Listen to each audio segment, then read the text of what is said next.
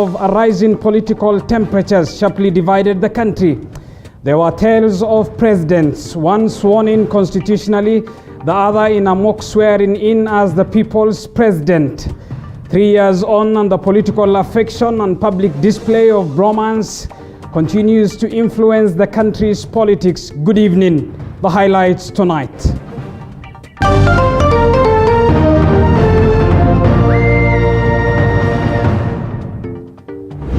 The country marks 3 years of a handshake between President Uhuru Kenyatta and ODM boss Raila Odinga. But is the handshake under threat?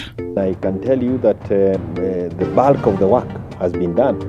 ODM is a party reading 2022 politics in the pact. And we know what these characters are trying to do. Also tonight, Uasin Gishu County Assembly decides to play safe on the BBI bill. The MCAs have abstained. Waligawanyika nusu. Kuna wale walisema la, kuna wale walisema nusu. Catholic bishops now support the COVID-19 vaccine days after a section of Catholic doctors opposed the jab. These as more counties have already started vaccinating healthcare workers.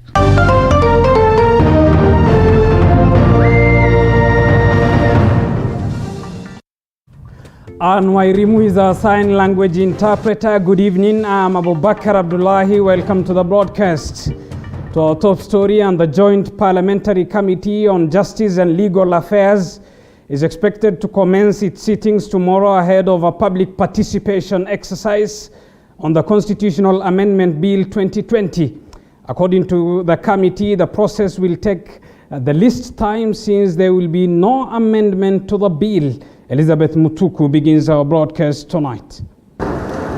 Parliament is expected to start the process of debating the Constitutional Amendment Bill 2020. The Joint Parliamentary Committee on Justice and Legal Affairs is expected to commence its sitting on Wednesday on a bill which won't be amended by Parliament. Will commence on Thursday of this week, but as to whether we will do a more detailed public hearing than what is envisaged on Thursday will be decided by the joint sittings of the two committees of National Assembly and the Senate.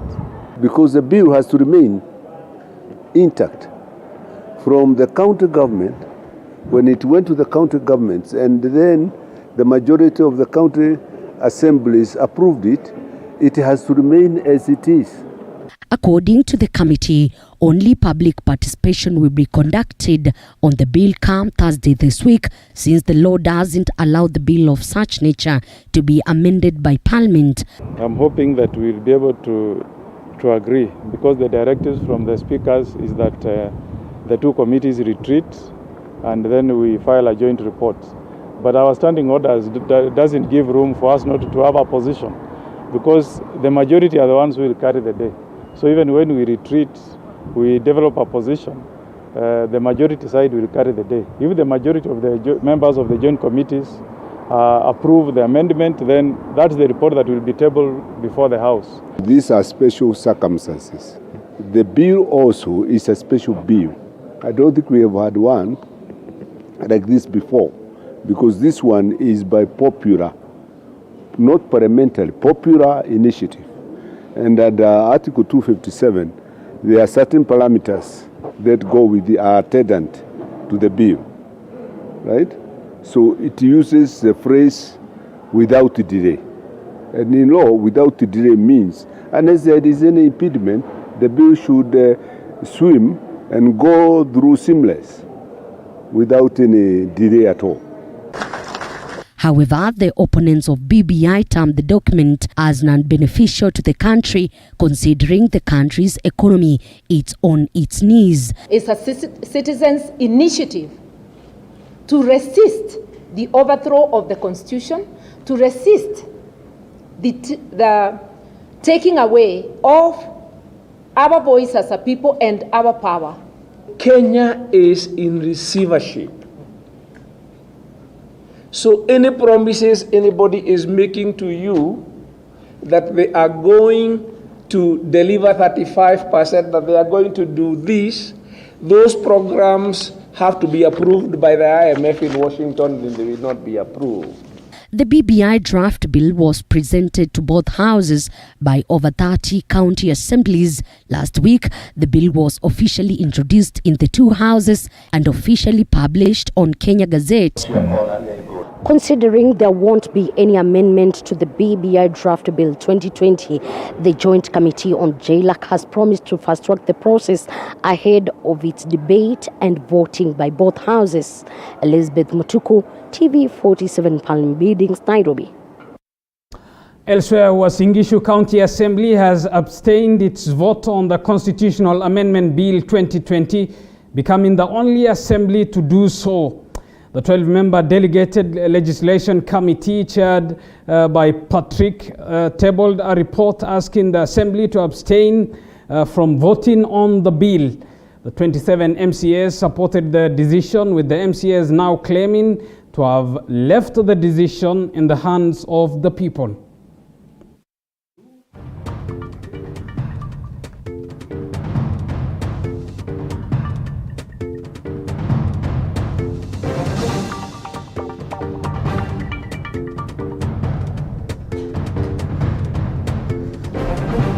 Msimamo ambao tumeutoa leo hatukuambiwa na mtu yote. Nafikiri hata walikuwa wanangojea sisi watashangaa leo msimamo ambao tumeutoa.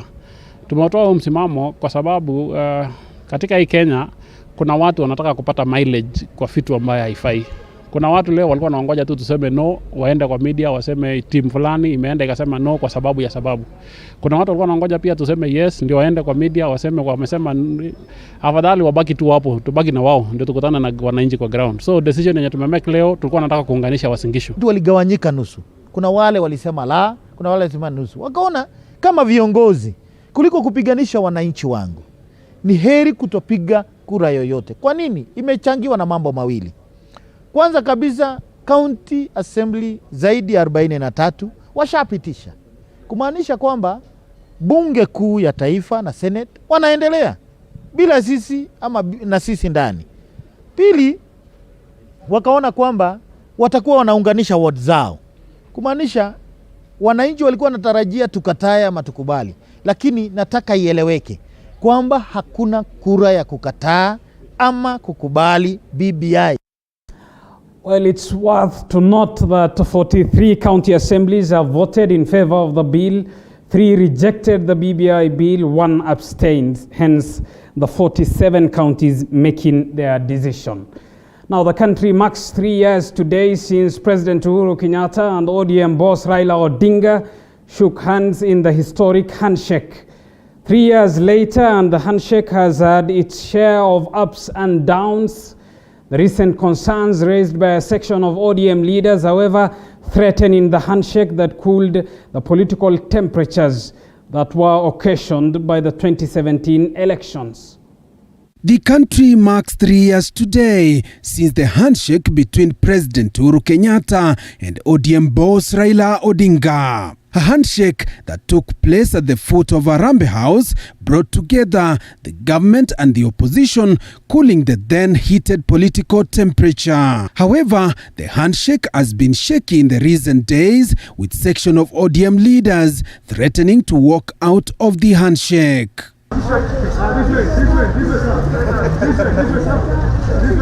The handshake has culminated to the constitutional amendment process, famously known as BBI, which is currently before the National Assembly and the Senate, with the proponents of the BBI already praising the gains so far. And we have achieved a lot. We have the BBI now, and I can tell you that the bulk of the work has been done, because here in Parliament, what we are supposed to be doing is really, other than for purposes being a bit respectful, is really clerical work. Before the handshake, there was looting going on in Treasury. That looting reduced.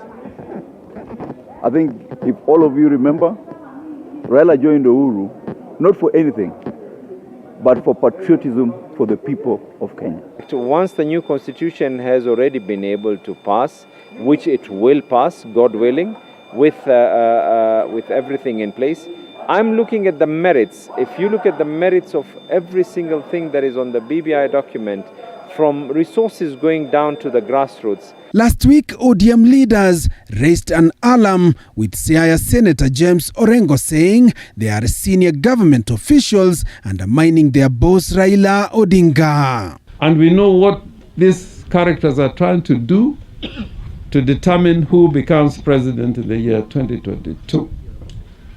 Those characters are undermining the authority and the goodwill and the vision of Uhuru Kenyatta and Raila Odinga. Ukiona shule anaruka kutoka kwa maji, akwambie iko joto, ujue iko joto. You cannot doubt what Orengo and Junet are saying about the handshake. The country is already gearing up for a referendum in June this year. Raila allies claims that the government officials are using a strategy to destabilize his most loyal support bases across the country, including Western and Coast, with the aim of projecting him as a weak candidate ahead of 2022 polls. Kama hawatosheki na hiyo handshake, sababu hata Wakenya hawaitosheki nayo, wengine kama Mheshimiwa Raila Odinga ambaye alikuwa mmoja wa wale tulipigania katiba mpya, tunamwalika arudi nyumbani. Baada ya kumaliza mambo ya BBI mwezi wa June, itakuwa sasa baada ya referendum, what is there for the handshake? And certainly, tunapoingia hata mambo ya uchaguzi wa 2022, lazima pia ufikirie handshake ni nini. So, sioni ukisema ya kwamba utatoa handshake kwa meza kwa haraka vile ungetaka. Joash Onsare, TV47, Nairobi. Moving on, Catholic bishops have issued a statement supporting the ongoing countrywide COVID-19 vaccination exercise. This statement contradicts a statement from the Catholic Doctors Association last week, which opposed the exercise.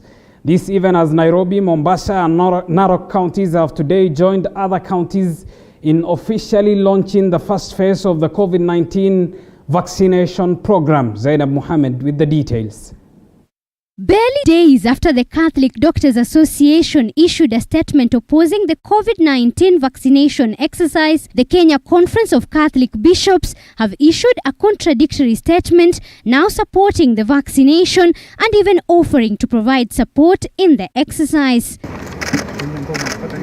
Meanwhile, Nairobi, Mombasa and Narok counties have joined other counties in officially launching the first phase of the COVID-19 vaccination program. For this week, we will start with the following 6 centers: National Spinal Injury Hospital,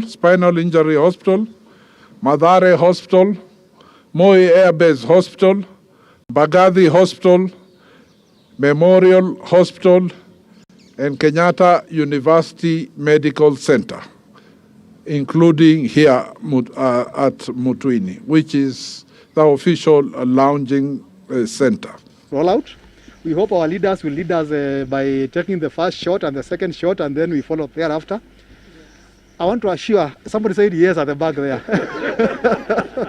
That's very nice. It's a yes. We are safe. The vaccine will be given free of charge. We co-observe for the 15 minutes after vaccination, and I think we've been working with you people throughout the process.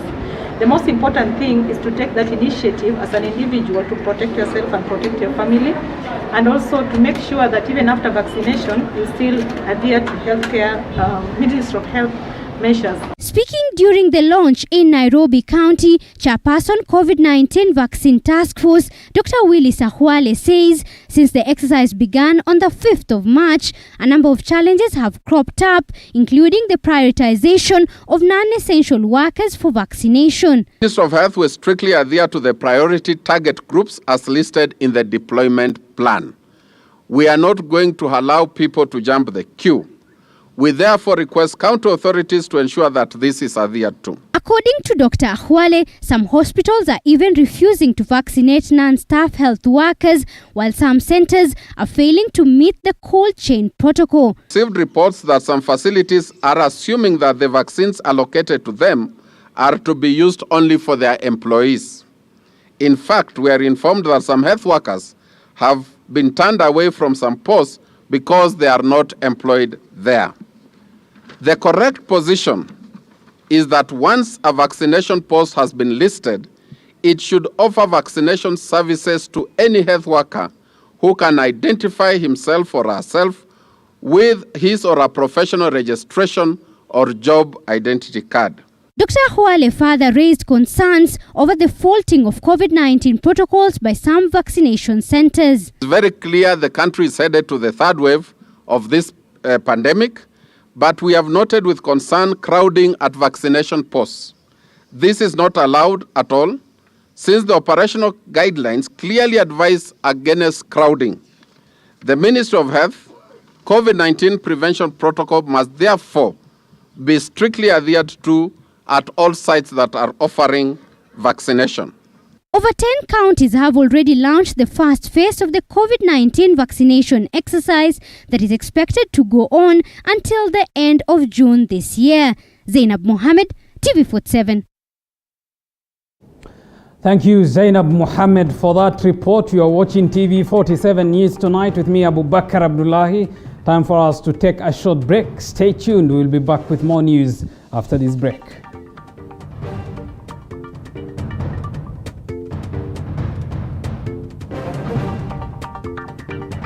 You are watching TV47, the home of untold stories. Are you a storyteller? What is that untold story in your village? Tell us the story in 3 minutes. Submit that story to your untold stories at tv47.co.ke and stand a chance to win a camera and other goodies. The top stories will be aired on TV47 and the viewer will vote for the best story through the SMS number 22047. The story must be an evergreen story that has never been told before. The deadline for submitting the stories is March 15, 2021. The link is by SMS on TV47, the home of untold stories. Only the wearer knows where it pinches the most. Soil fertility, proper temperature, water are just some of the factors needed to make that crop germinate. And for that animal, adequate feeds and healthy conditions is what they need. Kilimo Diaries takes you to different farmers, markets, and processing companies and have you fully equipped for that agriculture venture. Kilimo Diaries, every Sunday at 7:30 p.m.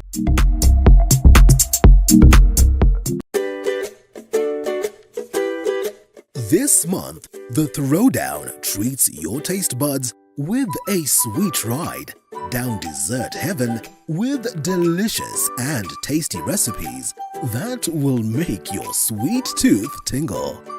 The Throwdown, every Sunday at 6:30 p.m.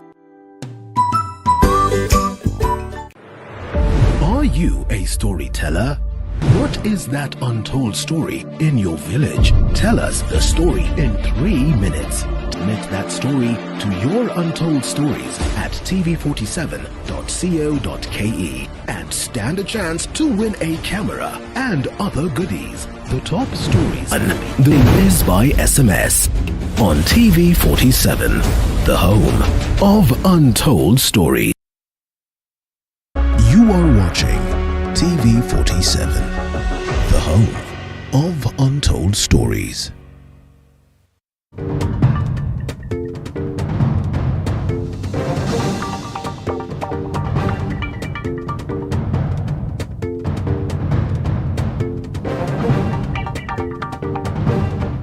Welcome back to TV47 News Tonight with me, Abu Bakr Abdullahi. Thank you for choosing us. And let's get to an education story. And grade 4 pupils have begun their assessment today. The timetable of the assessment is, however, flexible, allowing teachers to choose which subjects to begin with in assessing. The assessment will be done from the 8th to the 19th of this March. The scores of the assessments are expected to be in by the 19th of March 2021. Our senior education affairs reporter Sharon Baranga has more. At Rockfields Junior School in Nairobi, grade 4 teachers are up and about, ready to administer the first test pupils in this school will be tackling. On the first day of the assessment, the school's administration decided to start with reading, kusoma and home science. Have a seat. The over 100 pupils taking the test were ushered in one by one to teachers who are strategically seated within the school compound. This is because reading and kusoma tests are to be done individually. Number 2, what do you say when the old man greets you? Good morning. Good morning to you, good sir. The process has been moving smoothly, having in mind that the learners are fully prepared. We had planned it to take 2 hours, but probably it is going to take more than that. It is going to be something like 3 hours or 3 hours and a half. So it is not going to move as per our plan. In between the tests is a 20 minutes break. The pupils are being assessed in the age-based curriculum, otherwise known as regular, and the stage-based curriculum. The donkeys then rushed to see the wise old man. Some of the subjects covered in the age-based curriculum are mathematics, English, Kiswahili, Kenya Sign Language, Science and Technology, Agriculture, Music, Art and Craft, Social Studies, Christian, Islamic and Hindu religious education, among others. Some of the subjects that will be covered in the stage-based curriculum are communication, social and literacy skills, daily living skills, numeracy activities, creative activities, environmental activities, and sensory motor integration. This assessment will constitute 20% of the marks that these learners will use to get to the junior secondary school. But this will only be used in the current grade 4 cohort. In the 2021 grade 4 class, teachers will develop and administer classroom assessment and keep a progress record of the learner's performance in all the subjects. The teacher will then upload the scores on the NEC portal as it shall be guided. This will account for 10% of the total marks. We also agreed that once a paper is done, we mark and we upload the same day, so that we don't have challenges of last time rush. As you know, most of the time the NEC portal has issues with uploading. I must emphasize that this test should be done in normal class hours. All learners should not be put under any tense atmosphere that is different from their normal day-to-day classes. The competency-based curriculum also demands parental involvement. This is the well. If you want to get water, you spin here upwards and it gets for you water. This pupil, for instance, came up with a demo well with the help of his mother. Spin it like this.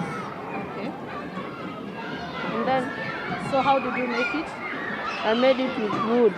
Grade 4 pupils will be having their assessment in 2 weeks. Schools administrations are expected to upload the scores on the NEC competency-based assessment portal by 19th March 2021, which is also a day when KCPE candidates will be having their rehearsals.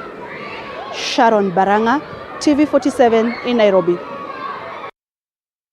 Thank you, Sharon, for that. Elsewhere, members of parliament today congratulated the National Assembly Speaker Justin Muturi following his coronation over the weekend by the Njuri Ncheke Council of Elders as the Mount Kenya spokesman.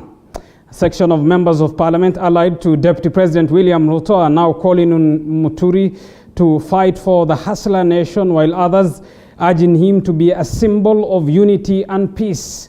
The symbolic swearing-in and ceremony was attended by hundreds of elders from the Mount Kenya region and leaders allied to President Uhuru Kenyatta. A spokesman of the people, a spokesman of the Hustler Nation people. Speak on behalf of the people, Honorable Speaker. Speak on behalf of those who have no voice. Speak on behalf of those who have no opportunity, Mr. Speaker. Hold on. Mr. Speaker, you speak on behalf of those who have no voice to attend the Council of Elders meetings. Speak on behalf of those who are not able to attend this house. There are only 2 other positions remaining, Mr. Speaker, in terms of even the pecking orders.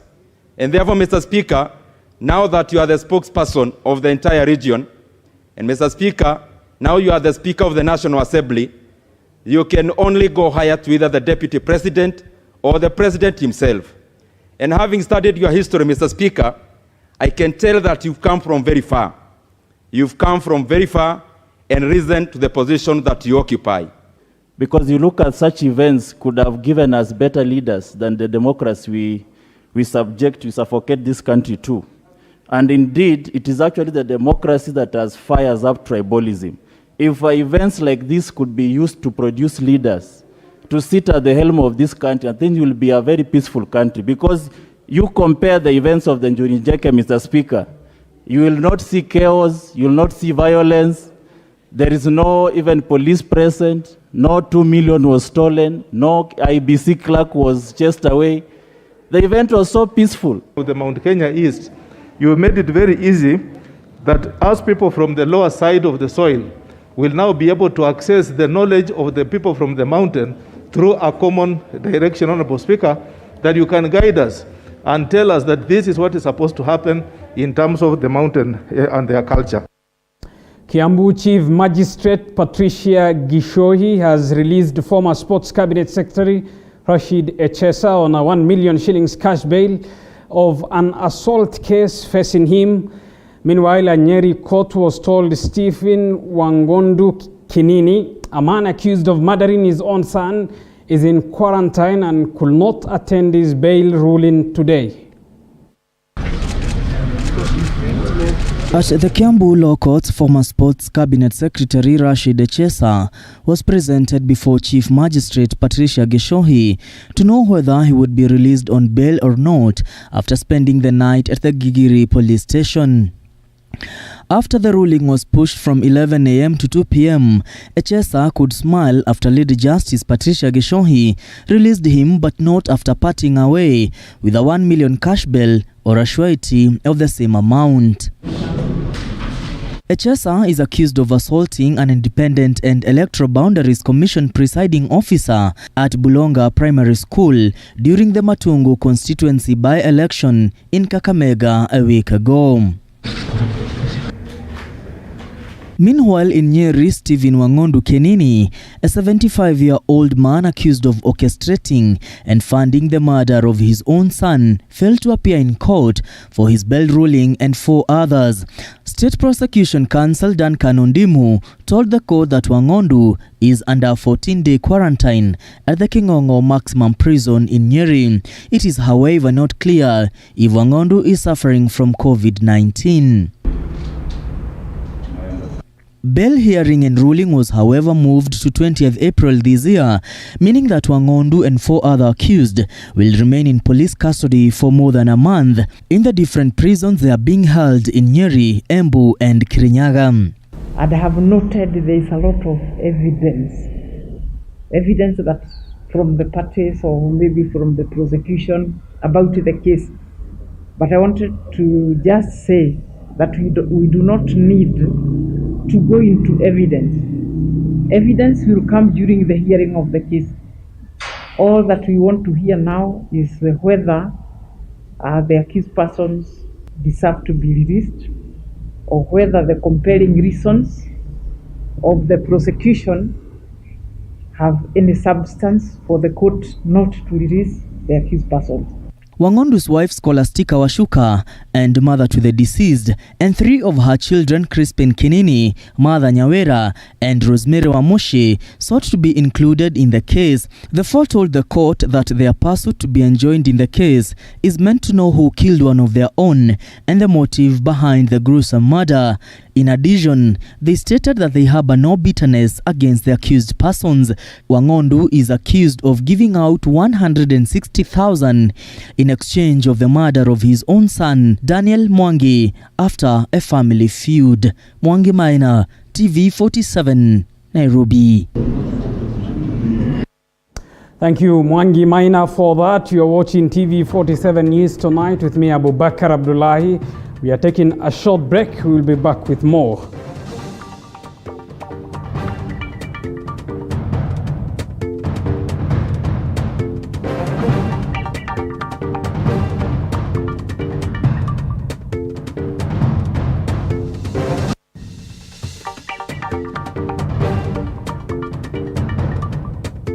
You are watching TV47, the home of untold stories.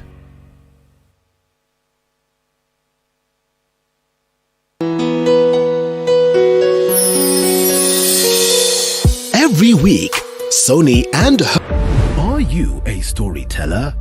What is that untold story in your village? Tell us the story in 3 minutes.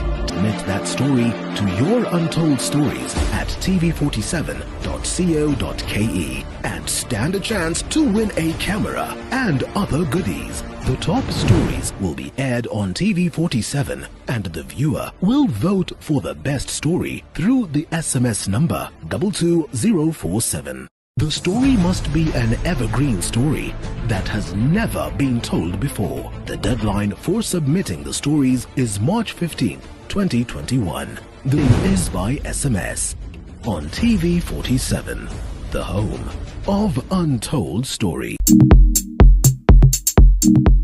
Only the wearer knows where it pinches the most. Soil fertility, proper temperature, water are just some of the factors needed to make that crop germinate. And for that animal, adequate feeds and healthy conditions is what they need. Kilimo Diaries takes you to different farmers, markets and processing companies and have you fully equipped for that agriculture venture. Kilimo Diaries, every Sunday at 7:30 p.m.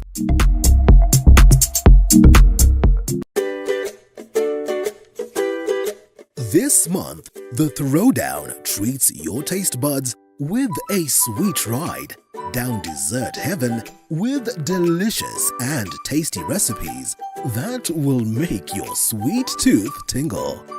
The Throwdown, every Sunday at 6:30 p.m. Are you a storyteller? What is that untold story in your village? Tell us the story in 3 minutes. Submit that story to your untold stories at tv47.co.ke and stand a chance to win a camera and other goodies. The top stories will be aired on TV47 and the viewer will vote for the best story through the SMS number 22047. The story must be an evergreen story that has never been told before. The deadline for submitting the stories is March 15, 2021. The link is by SMS on TV47, the home of untold stories. Only the wearer knows where it pinches the most. Soil fertility, proper temperature, water are just some of the factors needed to make that crop germinate. And for that animal, adequate feeds and healthy conditions is what they need. Kilimo Diaries takes you to different farmers, markets and processing companies and have you fully equipped for that agriculture venture. Kilimo Diaries, every Sunday at 7:30 p.m.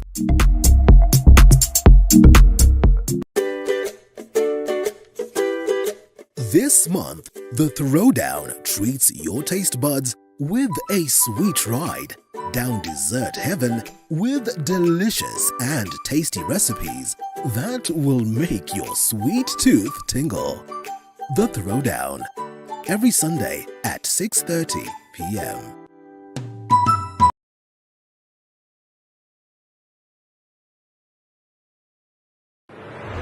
Are you a storyteller?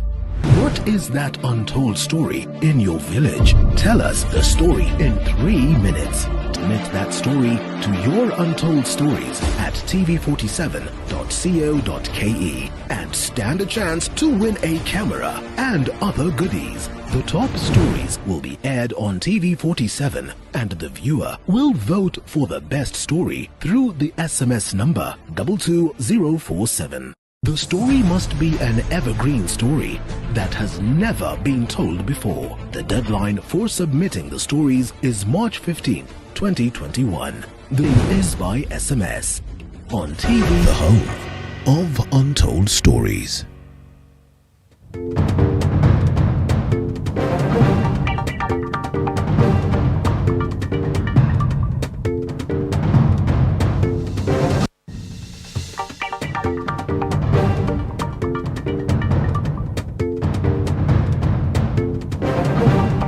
Welcome back. High-octane politics is expected to be witnessed in Juja constituency ahead of the by-election for the parliamentary seat that fell vacant following the death of the area MP. Jubilee is expected to go full throttle to retain the seat, given that Juja is President Uhuru Kenyatta's home turf, while DP's UDA is expected to stage a spirited fight for the seat as it seeks to stamp its hustler narrative. Already 13 aspirants, including the late Waititu's widow, Susan Njeri Waititu, have expressed interest in running for the seat. Njeri submitted papers at the Jubilee headquarters in Pangani, Nairobi, seeking Jubilee's nomination ahead of the party's primaries set to be held on March 29th. Nia kiti cha ubunge katika tiketi ya Jubilee hapa Juja, na nina imani ya kwamba watu wa Juja wako na mimi, watanishikilia na hii kitu tutaichukua. Ndio maana tuweze kukamilisha vision na mission ya mheshimiwa the late Honorable Francis Waitito. Mimi nikiwa bibi yake, this something nasema kutoka kwa roho yangu, sio kwa kisiasa, kwa roho yangu. Niangalie kazi yake because alikuwa na legacy hapa, amewacha jina nzuri hapa. Hiyo jina hata tamu yake ikifika ni kukamilika, ikamilike ikiwa na jina heshima.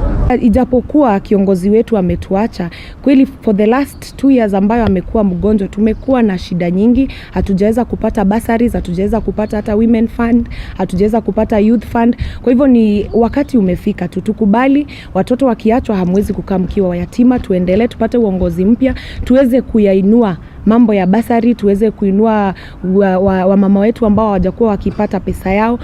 Hatuwezi chagua mtu hamuonagi hata ground, hamjai muona, alafu saa hii akuja atuambie sasa nimekuja nitawasaidia, na hata hakujangi na hatumuonangi.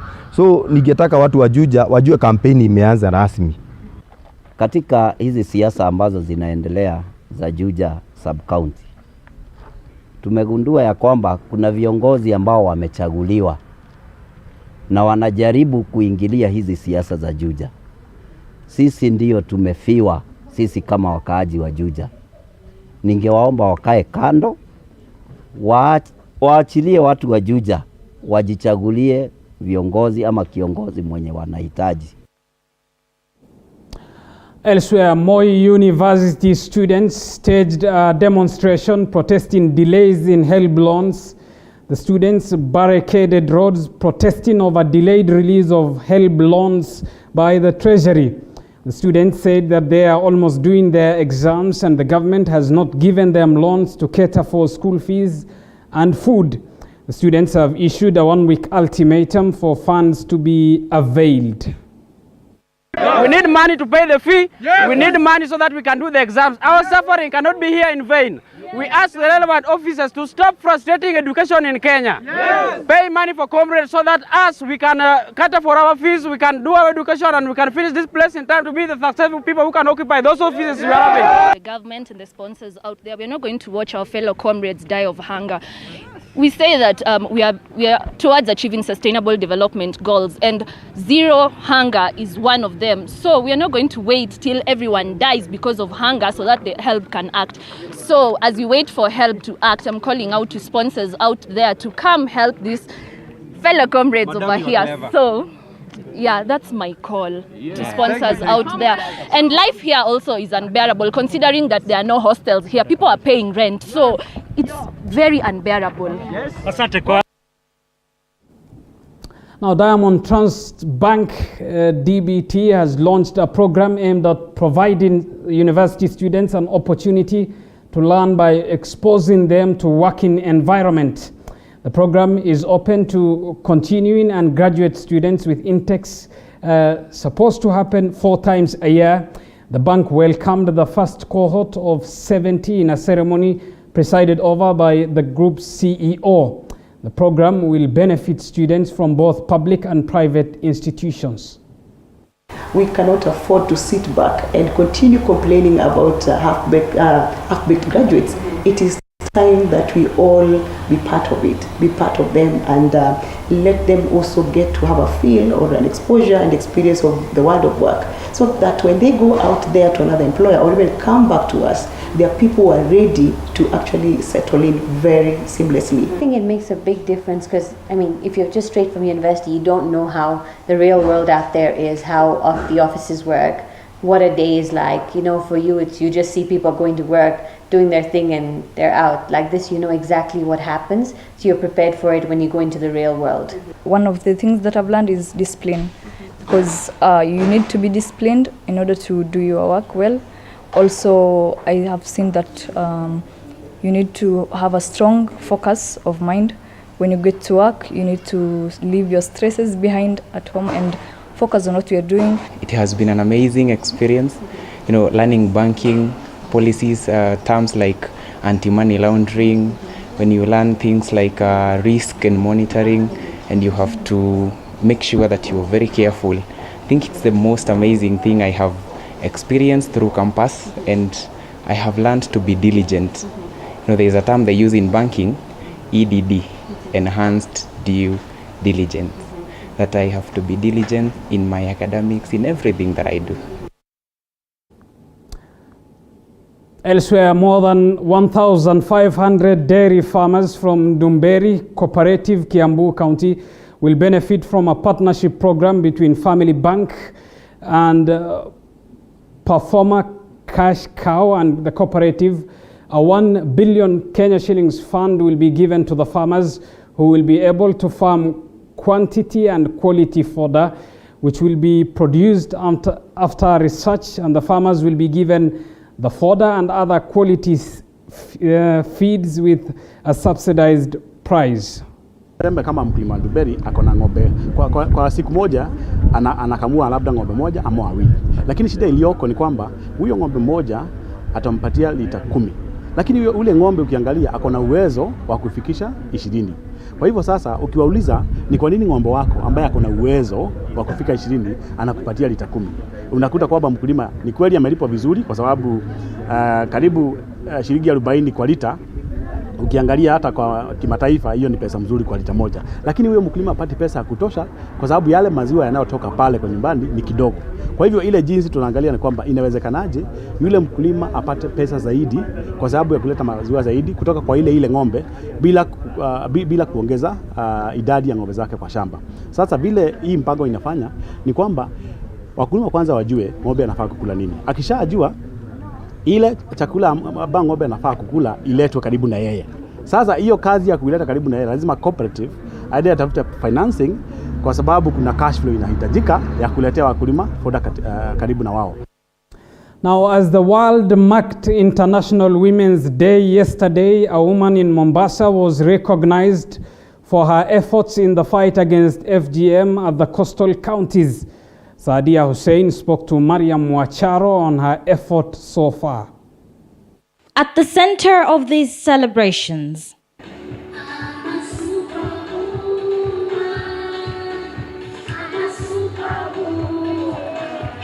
was a woman worth mention. A woman whom, from the moment she experienced the effects of the brutal cut, decided to turn her back against the ill tradition in her community. Today, Saadia Hussein was being recognized and celebrated for her efforts that have now resulted to 3 FGM-free villages in her locality, Tana River. FGM happened to me when I was a little girl, 10 years old, and I believe at that age, girls are very innocent. I was super excited to go through the cut, but no one prepares you for the pain and suffering that is awaiting you. You are being told you will become a woman, you will become complete, you will be clean. But today I can confidently say, as a mature woman, as a superwoman, that a girl can actually clean herself with a shower, not necessary mutilation. She remembers the pain she went through at just the age of 10 years. Kuna wale ambao hukeketwa, alafu wakaregelewa tena, wakaona hawajashikana vizuri. Kuna baadhi ya wale ambao wanakosa kukojoa vizuri, kuna wale hedhi inawasumbua, kuna wale wakati wa kujifungua inakuwa taabu mpaka hata inapelekea wanakosa mtoto, kuna wale ambao huishi na fistula kwa sababu nafasi ni ndogo, katika harakati ya kutoa mtoto wanapasuka mpaka chini na inakuwa shida, wanakuwa na fistula. Kwa hivyo kuna wenye walikosa hata maisha yao wakakata roho. The British High Commissioner has promised that Kenya and the United Kingdom will continue to collaborate in order to eradicate the practice and gender-based violence. So on the international stage, the UK is delighted to be co-leading the new Generation Equality Global Action Coalition on gender-based violence with Kenya. And that's a lot of words, but essentially it means there's a lot of projects out there, there are a lot of things that people are doing, and bringing them together, we can make them more than the sum of their parts. And I'm delighted that the UK and Kenya together are the global leaders in doing this. Sadia Hussain called on the male gender to join hands in fighting gender-based violence and FGM, among other outdated practices. Women are simply your mothers, your daughters, and your sisters. We are not your competitors, but your collaborators. If we really want to achieve a brighter world, a society free from all forms of gender-based violence, then we need to join our hands all together and see ourselves as collaborators and not competitors. As the world celebrates International Women's Day, female genital mutilation and gender-based violence survivors are calling upon men to join in the fight against outdated cultural practices. Mariam Mwacharo, TV47, Mombasa County. Well, keep talking to us. The hashtag to use is TV47 News. Time for us to take a short break. We'll be back with sports news after this break. Stay tuned.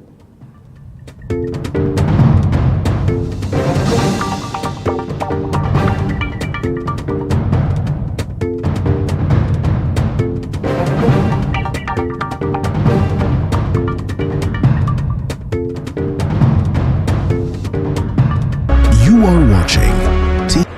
Are you a storyteller? What is that untold story in your village? Tell us the story in 3 minutes. Submit that story to your untold stories at tv47.co.ke and stand a chance to win a camera and other goodies. The top stories will be aired on TV47 and the viewer will vote for the best story through the SMS number 22047. The story must be an evergreen story that has never been told before. The deadline for submitting the stories is March 15, 2021. The link is by SMS on TV47, the home of Untold Story. Only the wearer knows where it pinches the most. Soil fertility, proper temperature, water are just some of the factors needed to make that crop germinate. And for that animal, adequate feeds and healthy conditions is what they need. Kilimo Diaries takes you to different farmers, markets and processing companies and have you fully equipped for that agriculture venture. Kilimo Diaries, every Sunday at 7:30 p.m.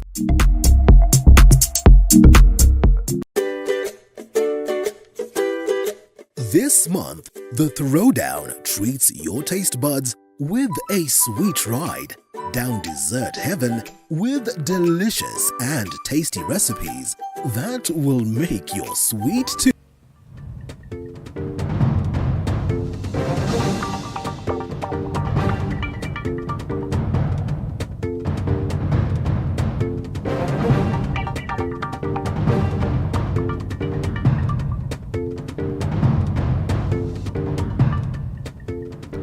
Welcome back to TV47 News Tonight. Let's get to the world of sports now and bring in Dennis Otieno. Dennis, the Green Army is smiling tonight, is it?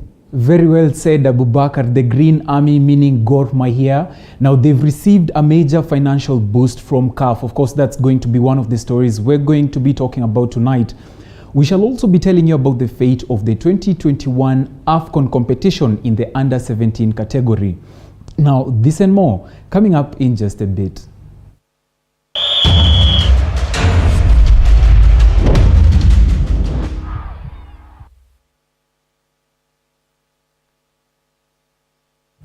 A very warm welcome to Primetime Sports. My name is Dennis Otieno and on to the top story in sports. Record Kenya Premier League champions Gor Mahia is set to receive a sports fund worth 6.9 million shillings from the Confederation of African Football, set aside for teams eliminated from the second preliminary round of the CAF inter-club competitions. In a statement, the Continental Football Governing Body CAF said the funding is aimed at reducing the financial burden of participating clubs in the competition that are not entitled to receiving any prize money. Gor were knocked out of the second-tier CAF Confederations Cup by Zambia's Napsa Stars, losing 3-2 on aggregate. The support has dealt Kogalo a major boost after having a tough season due to financial constraints.